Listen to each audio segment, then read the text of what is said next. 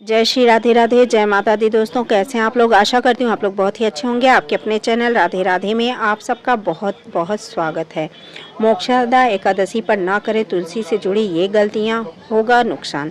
मोक्षदा एकादशी हिंदू धर्म की पवित्र एकादशियों में से एक है। इसे विष्णु भक्त के लिए अत्यंत शुभ माना जाता है। इस दिन भगवान विष्णु की उपासना विशेष रूप से की जाती है। हिंदू धर्म में मोक्षदा एकादशी का अत्यंत खास महत्व है। इसे इस वर्ष की सबसे पवित्र एकादशियों में से गिना जाता है। यह दिन विशेष रूप से भगवान विष्णु को समर्पित होता है। मान्यता है कि इस दिन किए गए उपवास और पूजा से व्यक्ति में के सभी पापों का नाश होता है, मोक्ष की प्राप्ति होती है। मोक्षदा एकादशी के दिन तुलसी की पूजा अत्यंत महत्वपूर्ण मानी जाती है। तुलसी भगवान विष्णु को अति प्रिय है और इसे घर में लगाने और पूजा करने से घर में शांति, सुख, समृद्धि और सकारात्मक ऊर्जा बनी रहती है।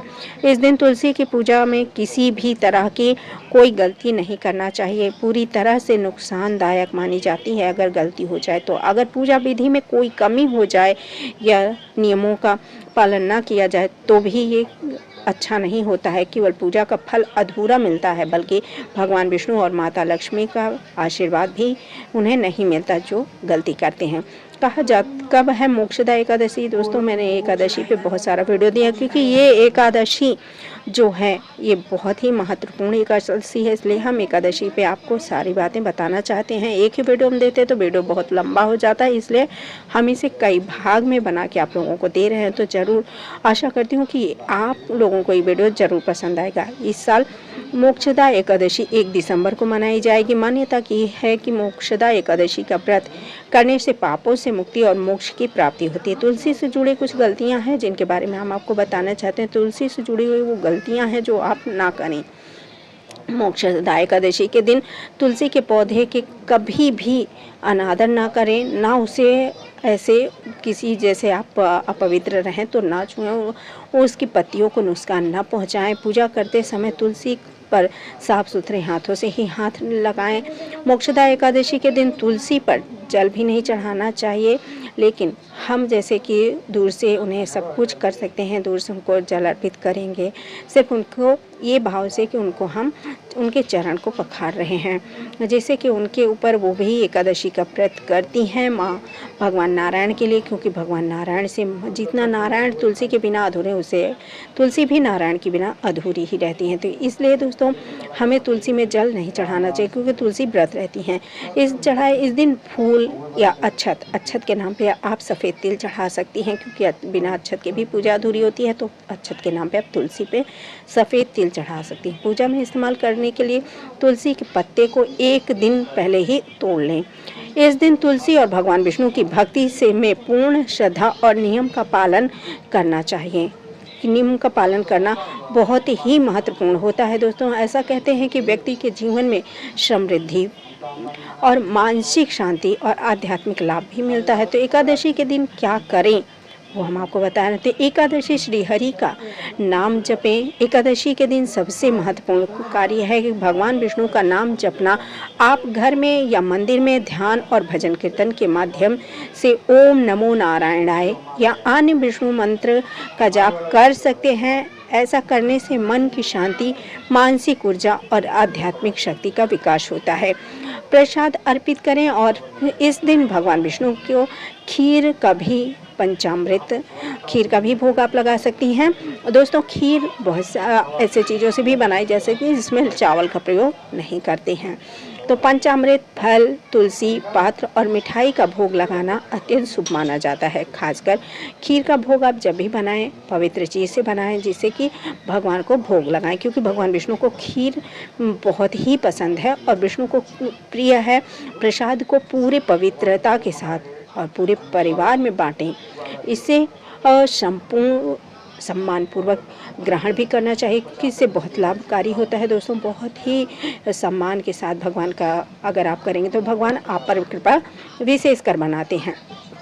अब तुलसी की देखिए दोस्तों परिक्रमा करने की हम आपको बताएं तो तुलसी के दिन, एकादशी के दिन तुलसी की परिक्रमा करना विशेष फलदायी माना जाता है। आप तुलसी के चारों ओर ध्यान और मंत्र जाप करते हुए परिक्रमा करें। ऐसा करने से न केवल घर में सुख शांति आती है बल्कि व्यक्ति के पापों का नाश भी होता है।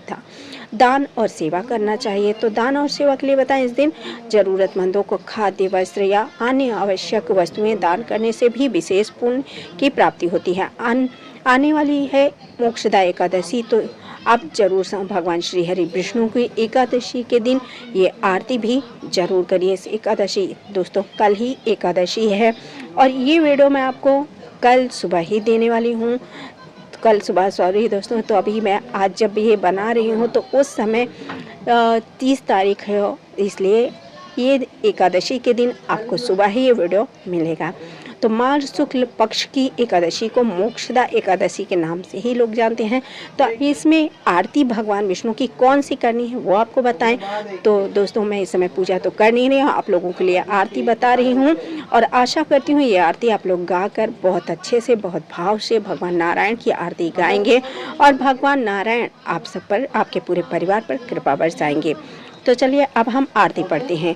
ओम जय जगदीश हरे, स्वामी जय जगदीश हरे, भक्त जनों के संकट क्षण में दूर करे। ओम जय जगदीश हरे, जो ध्यावे फल पावे, दुख बिन से मन का सुख संपत्ति घरे आवे, कष्ट मिटे तन का। ओम जय जगदीश हरे, माता पिता तुम मेरे, शरण गहूँ में किसकी, स्वामी शरण गहूँ में किसकी, तुम बिन अबर न दूजा, तुम बिन अबर न दूजा, आस करूँ मैं जिसकी। ओम जय जगदीश हरे, तुम पूर्ण परमात्मा, तुम अंतर्यामी, स्वामी तुम अंतर्यामी,